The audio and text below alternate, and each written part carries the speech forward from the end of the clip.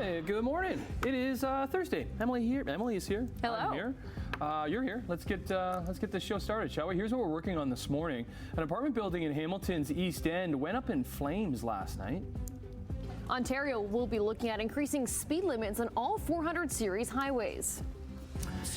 And Oasis adding a second show when they come next August to Toronto.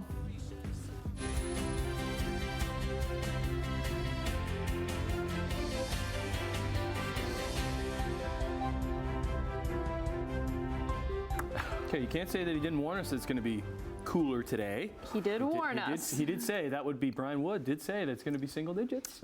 Single digits. It is a little cooler today. Didn't need my sweater. Okay, would you say chilly? I would say chilly-ish. Chilly-ish. Okay. I will take it. I don't want to use the cold word because we know what's coming. Yeah, we know. As we get through a little further along into the year and next year, you'll notice it'll be cold. But this morning is cool. Yeah, I'd call it cool. Okay. Chilly if you want. But yes, at 9 degrees right now is our starting temperature.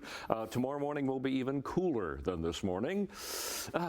So you can tell it's October when you step outside, and it'll hit you in the face when you open that door.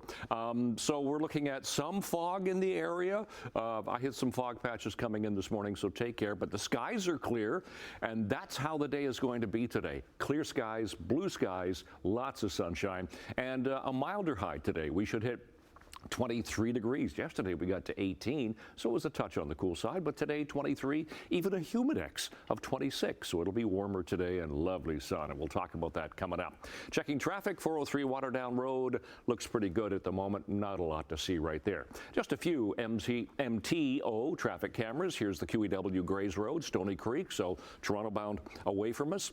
Toronto bound now coming towards us, top of the Burlington Skyway Bridge, still moving nicely. No problems east of Appleby Line, and that's pretty much the way it is right around the horseshoe so far this morning. No reports of any collisions right now. We'll keep you posted. Weather and traffic coming up. Right now, the news. All right, thanks, Brian. Let's get into the news, and we start in Hamilton because a fire broke out in an apartment building near the Delta last night. Let's bring in Simone Gavros, who's live on the scene with details. Is there still a scene there? Hi, Tim. Well, the scene has since been cleared. It cleared up around 11 o'clock last night. But what you can still see here is that there's still this one tape that's just right across the front door of the apartment building here on King Street East. And this is just a fire police tape from what's been left of the fire from last night.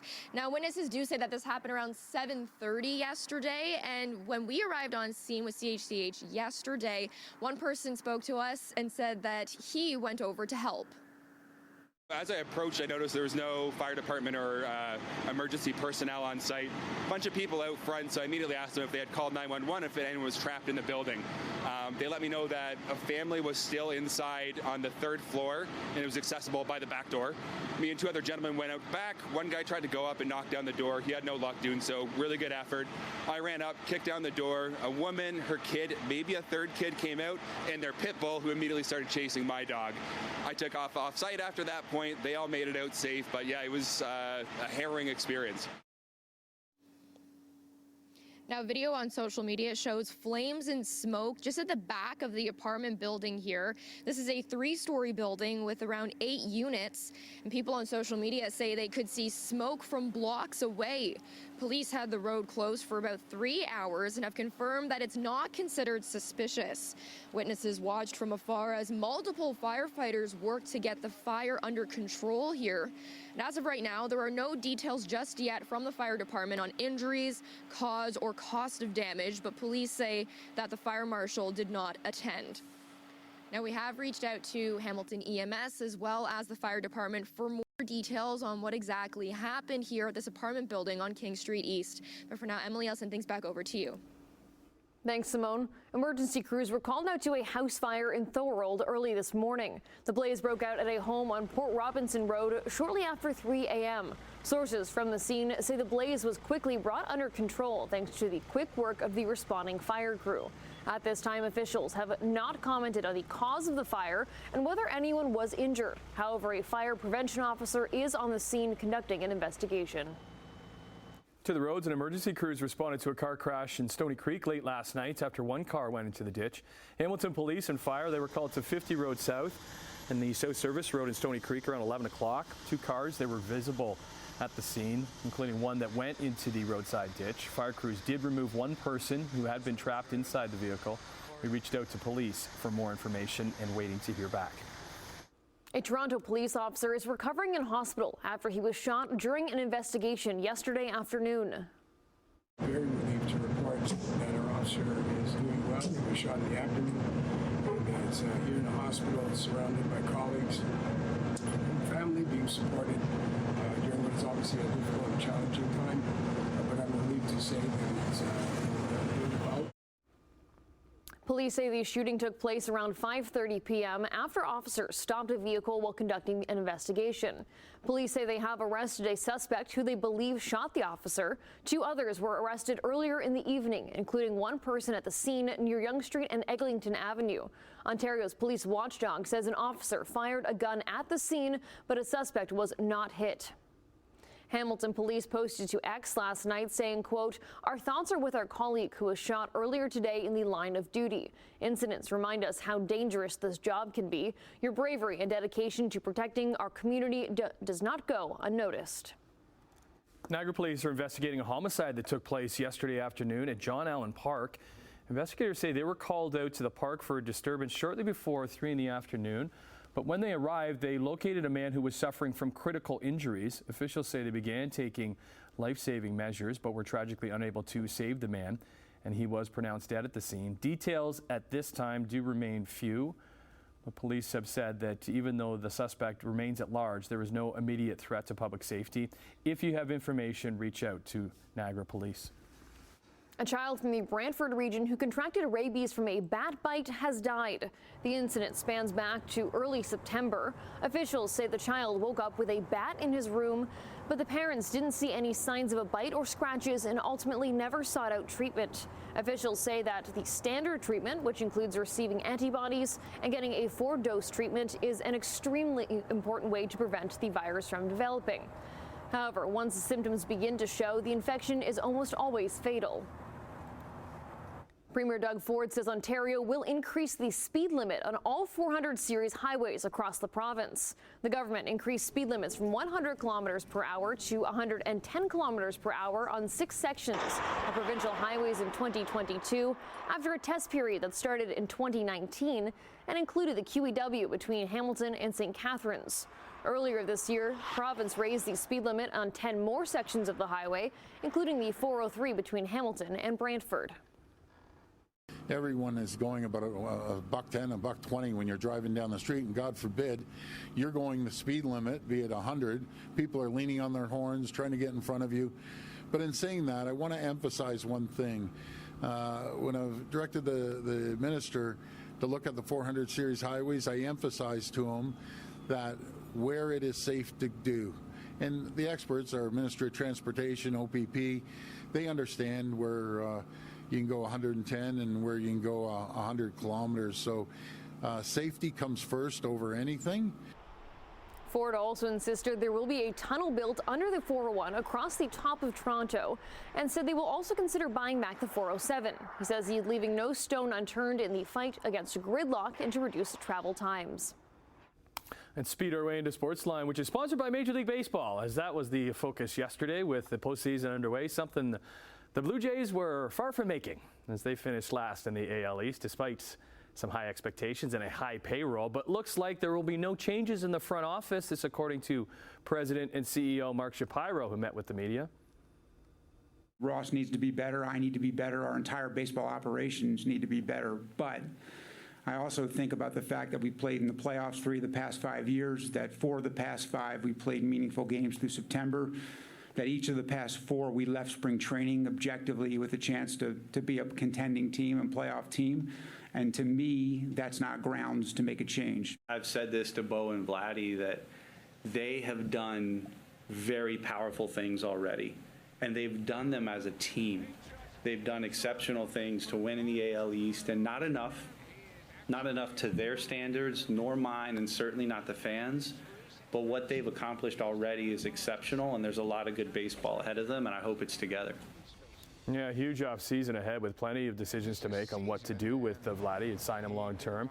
But on August the 10th, the Blue Jays had a record of 55-63, the same record as the Detroit Tigers, who got hot at the right time and are still playing. Or at least one of them. Line down the left field line, it is a fair ball. 1 run scores. 2 runs score.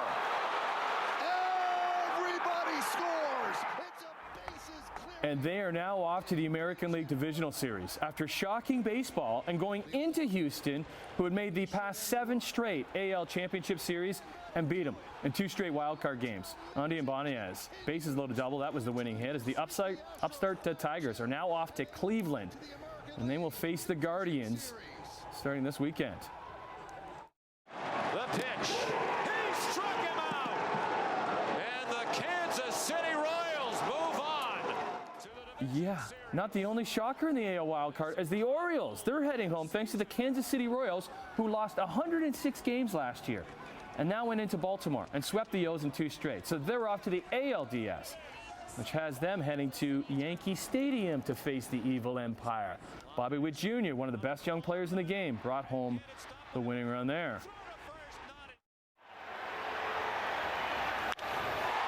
Center field. Harris back. Still going. He can't get it. Bounces off the wall.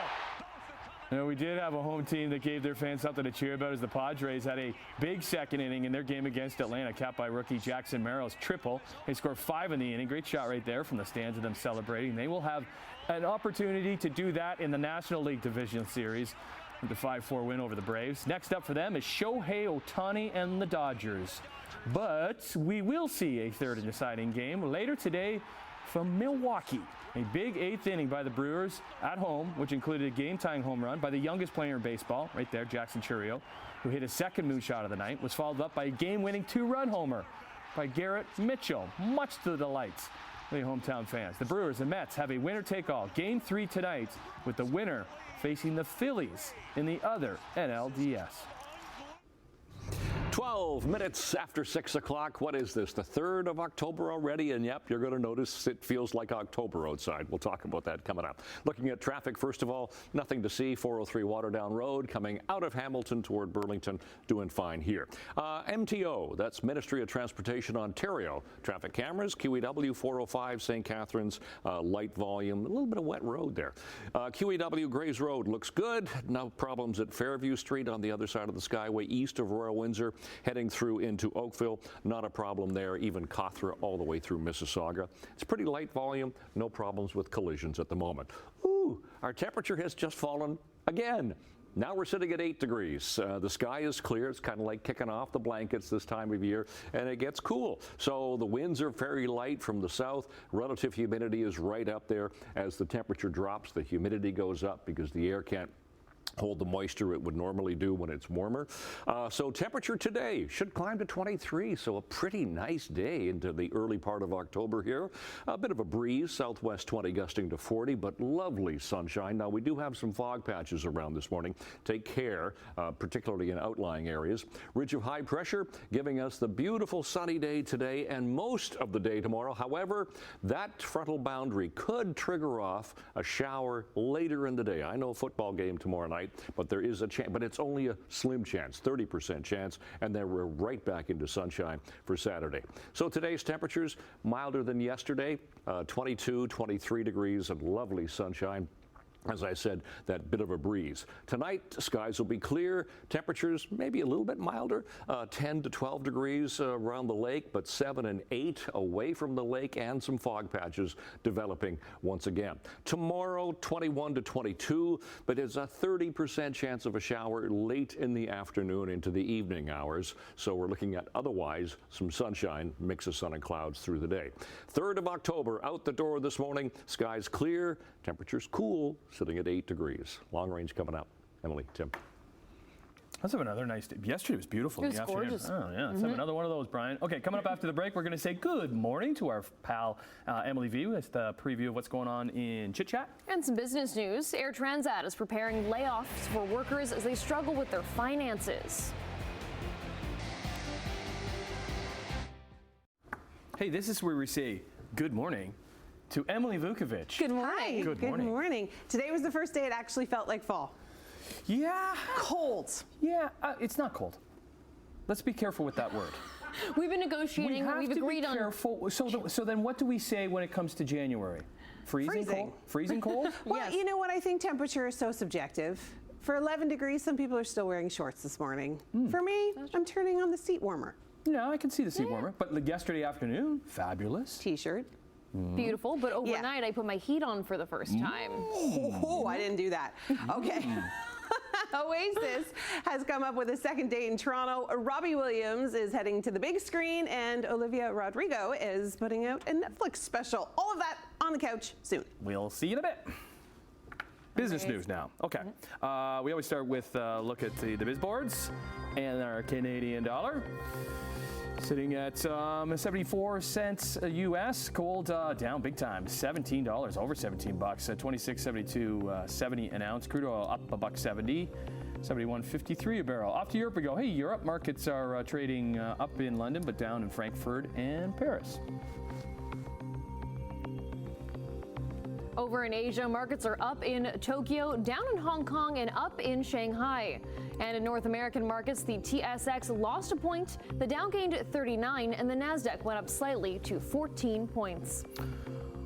Okay, glad you're here on this Thursday morning. Let's get into some business news. And up first, Air Transat is considering laying off up to 80 employees in November as it struggles to turn its finances around. So over the course of the year, the company has felt the headwinds of stiff competition, engine recalls, and the threats of a union strike, which together conspired to drain more money from the struggling airline. So in a notice to the Quebec Employment Department, Transat says the layoffs could be effective by November the 1st, specifically in an email that they would not apply to pilots, flight attendants, or other federally regulated roles. So in its first 3 quarters, Transat reported a combined net loss of $155.3 million compared to last year.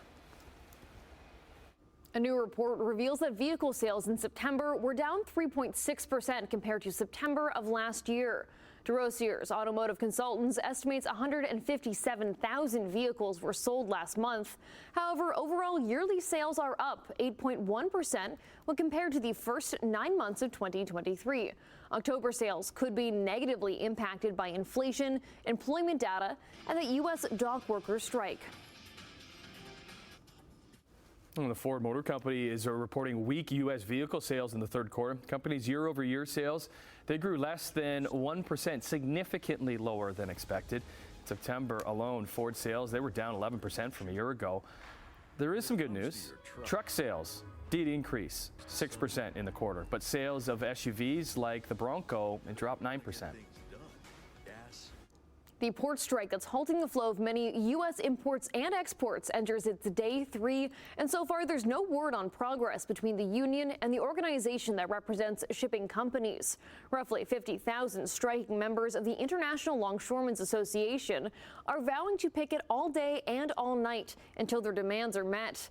They're asking for an annual $5 per hour pay hike over a 6-year contract and for the current ban on fully automated equipment to remain in place. The U.S. Maritime Alliance, which represents major shipping lines, terminal operators, and port authorities, says it has offered wage increases of more than 50% over the 6-year contract and is, quote, committed to bargaining in good faith until a deal is reached. That's the business news on your Thursday. However you want to describe the temperature, it's up to you. But Brian will let us know if it's sticking around in his 7-day forecast after this. 24 minutes after 6 o'clock as we get into this third morning of October, and it's a cool start. Talk about that coming up. We'll check traffic here. QEW Highway 406 will start in St. Catharines. Come around the rest of the Horseshoe. Started to get busy here at the top of the Burlington Skyway Bridge, but still rolling along okay. East of Appleby Line, no problems. Same with Sheraton going through Mississauga. Dipping into the 403, coming up from the Ford plant. So Toronto bound coming towards us at Burnhamthorpe. Nothing to see right there. Look at the temperature that Hamilton has compared to other temperatures.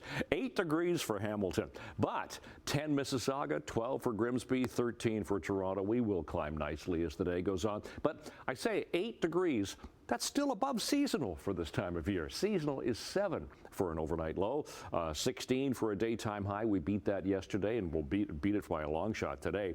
So 7:20 it comes up, 6:56 sun goes down, and those are our records for today. How about for school today? 13 degrees by the first bell and sunny, and 23 for after school. So a warmer day today than it was yesterday. 23, actually a humidex of 26 in the sun. Down to 10 tonight, so a little bit milder, but skies will be clear. Tomorrow, 21. Now, there is a 30% chance of a shower now into the late part of the day, late in the afternoon, into the evening hours. But back to sunshine on Saturday. Temperature gets cooler, some showers for Sunday. Look at the temperatures dip. 15 Monday, 13 only as we get into Tuesday. That's your forecast. Emily, Tim. Okay, that's getting colder.